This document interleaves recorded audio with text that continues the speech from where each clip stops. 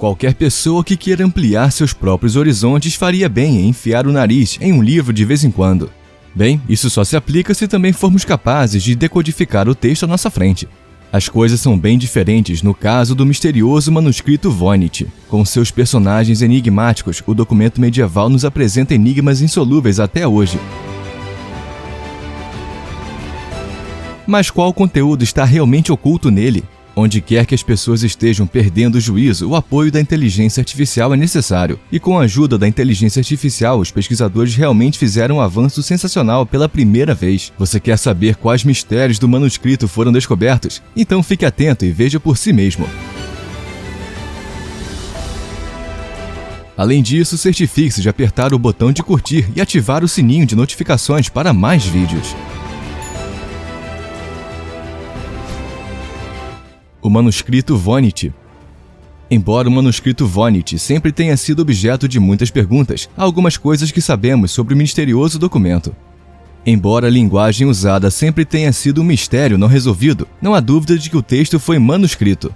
Um exame do material mostrou que o pergaminho provavelmente data de 1404 a 1438, uma classificação cronológica que também coincide com o estilo das ilustrações. O que nos leva a um ponto essencial é que, como os especialistas ainda não conseguiram decodificar os caracteres enigmáticos, as ilustrações são a única coisa que pode nos dar uma visão do verdadeiro conteúdo. Como resultado, as sessões individuais parecem lidar com assuntos como fitoterapia, astronomia, anatomia e medicina. O nome do manuscrito, que ainda é usado hoje, remonta ao colecionador polonês Wilfrid Michael Voynich.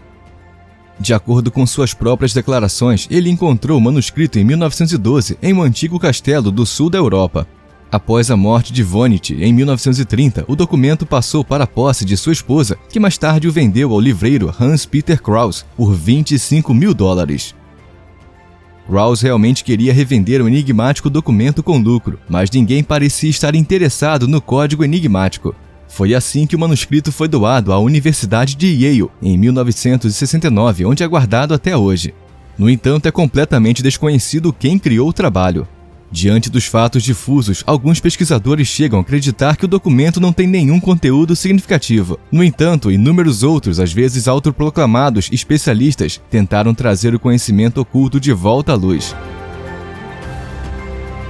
Na inteligência artificial. Embora os melhores criptógrafos do mundo tenham decidido decifrar o código do manuscrito Voynich, nenhum especialista registrou uma grande descoberta que claramente resistisse ao escrutínio científico.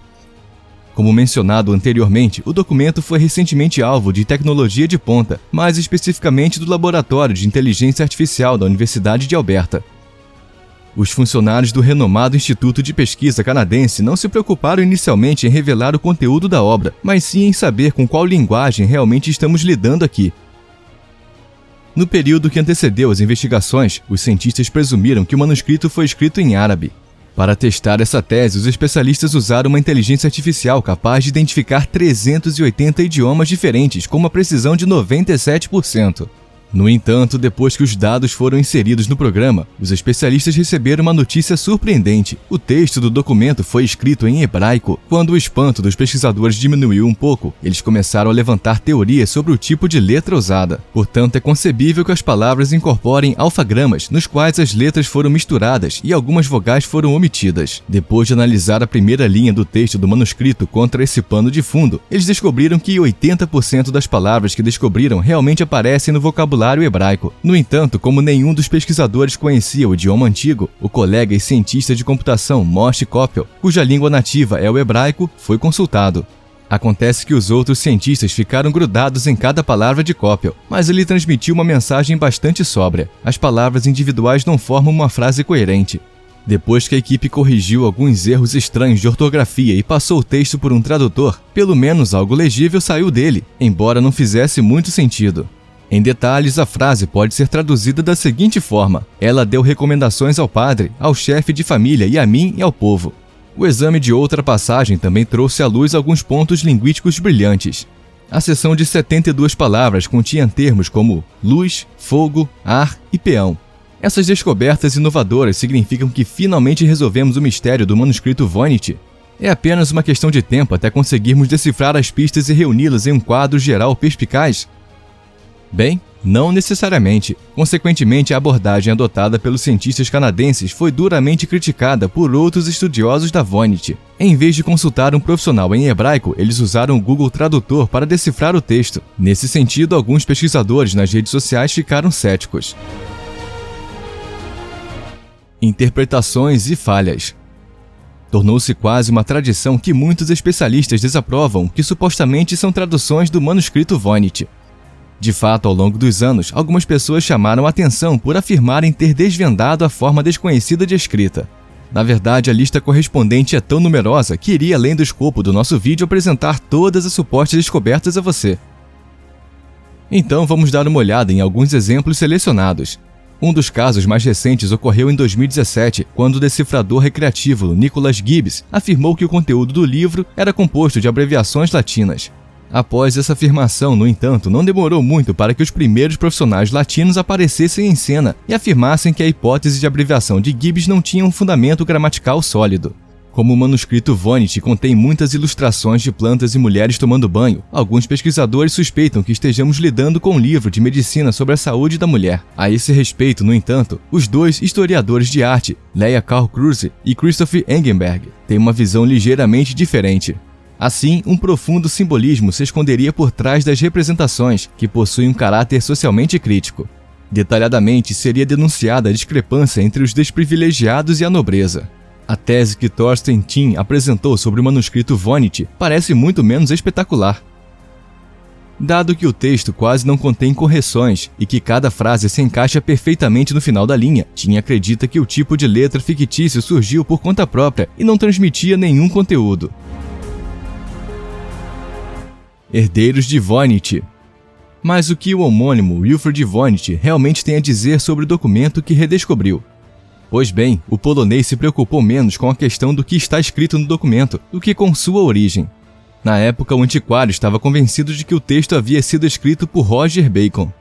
No entanto, o fato de um monge e filósofo franciscano inglês ter morrido por volta de 1292 contradiz flagrantemente a determinação da idade do pergaminho. Wilfrid Voynich deixou a tarefa de descobrir o conteúdo do manuscrito para outros. Para tanto, enviou numerosos exemplares a especialistas que, a seu ver, mais se adequavam a esse campo de pesquisa. Um deles era William Romaine Newbold, que na época ensinava filosofia na Universidade da Pensilvânia. Poucas horas depois de examinar os caracteres enigmáticos, Newbold acreditou ter encontrado uma chave de descriptografia. Tratava-se, portanto, da chamada microescrita. O verdadeiro conteúdo do manuscrito não está oculto nos caracteres desconhecidos, mas em suas irregularidades microscopicamente pequenas. Visto dessa forma, resultaria em um antigo texto grego que Newbold realmente afirma ter traduzido. Pelo conteúdo ficou claro que Robert Bacon era de fato o autor do manuscrito Voynich. Mas isso não é tudo. O britânico supostamente já possuía um microscópio. Brevemente sobre a classificação histórica. Oficialmente, o primeiro microscópio foi desenvolvido cerca de 300 anos após a morte de Bacon. A estrutura espiral da nebulosa de Andrômeda já era conhecida do autor no século XIII. Uma vez reunidas essas informações surpreendentes, Voynich e Newbold as apresentaram ao público em uma série de palestras. No entanto, logo ficou claro que a decodificação posterior do texto era muito mais difícil do que os dois esperavam. No final, o destino decretou que Newbold nunca terminasse sua obra. Antes mesmo de fornecer uma tradução completa a Wilfrid Voynich, ele morreu inesperadamente em 1926. O que inicialmente foi celebrado como um sucesso sensacional, logo passou a ser examinado por críticos céticos. Entre eles estavam John Matthew Manley, que em um artigo de 1931 teve uma visão negativa da pesquisa de Newbold. Ao fazer isso, ele assumiu a posição de que a alegada microescrita não existia. Assim, as aparentes irregularidades não encerram um código oculto, mas são apenas o resultado de vestígios de tinta e pergaminho tosco. Além disso, a microimpressão só pode ser descriptografada com o método usado por Newbold se seu conteúdo for conhecido com antecedência. No entanto, como Newbold não sabia quais segredos o manuscrito escondia, ele apenas procurou o que esperava encontrar. As Garotas Vivian. O manuscrito Voynich não é o único livro misterioso que foi descoberto ao longo dos anos. De fato, foram encontrados mais do que alguns livros completamente envoltos em mistério. A História das Meninas Vivian é um livro de 15 mil páginas, feito em 15 volumes separados, criado ao longo de 6 décadas. Henry Darger ilustrou essas histórias rastreando fotos que recortou de revistas e organizando-as em paisagens cinematográficas, com algumas ilustrações com mais de 30 pés de largura. Ele até se inscreveu em suas histórias como guardião das crianças. A maior parte desse livro detalha a vida de 7 princesas que lutam contra a escravidão infantil em seu reino. As crianças estabeleceram um exército para derrotar os senhores do mal, tudo isso acontecendo em um planeta que orbita a Terra, como uma lua. Henry Darger foi internado em um asilo muito jovem. Uma vez solto, ele tentou várias vezes adotar uma criança, mas nunca conseguiu. Pode parecer um pouco assustador hoje em dia, mas Henry disse que ver fotos de crianças ajuda a alimentar sua aspiração de querer ser pai, especificamente uma foto de uma vítima de assassinato de 5 anos de Chicago. A menina aparentemente havia saído de casa dizendo à mãe que iria visitar a tia. Ela foi vista pela última vez brincando com seus primos e seu corpo foi encontrado um mês depois em um ralo de esgoto. Sua autópsia revelou que ela provavelmente havia sido sufocada, uma descoberta que irritou profundamente Darger. A foto da garota era uma das muitas que Darger mantinha em sua coleção pessoal. Darger nunca conheceu nenhuma das crianças nessas fotos pessoalmente, mas mesmo assim sentiu uma profunda conexão com elas. A certa altura, enquanto trabalhava como zelador, seu armário foi arrombado e algumas de suas fotos foram roubadas. Em resposta a isso, ele escreveu em seu diário: "Esse enorme desastre e calamidade nunca serão expiados, mas serão vingados até o limite máximo." Embora Henry tenha procurado por meses para rastrear o jornal de 1911 de onde veio, a foto nunca foi encontrada. Esse roubo, junto com o assassinato da garota, serviu de inspiração para a história por trás do romance de Darger. Ele aparentemente já estava trabalhando na trama há algum tempo, mas depois que a foto foi roubada, ele foi consumido por sua criação, fazendo com que se dedicasse cada vez mais aos livros, assim como suas ilustrações. Henry foi elogiado pelo uso de cores vibrantes, bem como por suas paisagens cativantes incorporadas nos livros. Muito depois da morte de Henry, esses livros acabaram se tornando um longa-metragem, usando digitalizações de muitas de suas ilustrações originais. Quanto ao motivo da liberdade dos filhos, Darger menciona no livro que eles são movidos pelo desejo de brincar, de ser felizes e de sonhar, o direito ao sono normal da noite, o direito à educação, que podemos ter oportunidades iguais para desenvolver tudo o que existe em nós, da mente e do coração. O Código Rohank. Um dos livros mais misteriosos existentes hoje é um livro conhecido como Rohank Codex.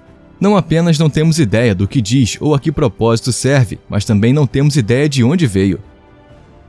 No início de 1800, o livro foi doado para a Academia Húngara de Ciências na cidade de Rohank, mas isso é o mais antigo que o livro pode ser rastreado.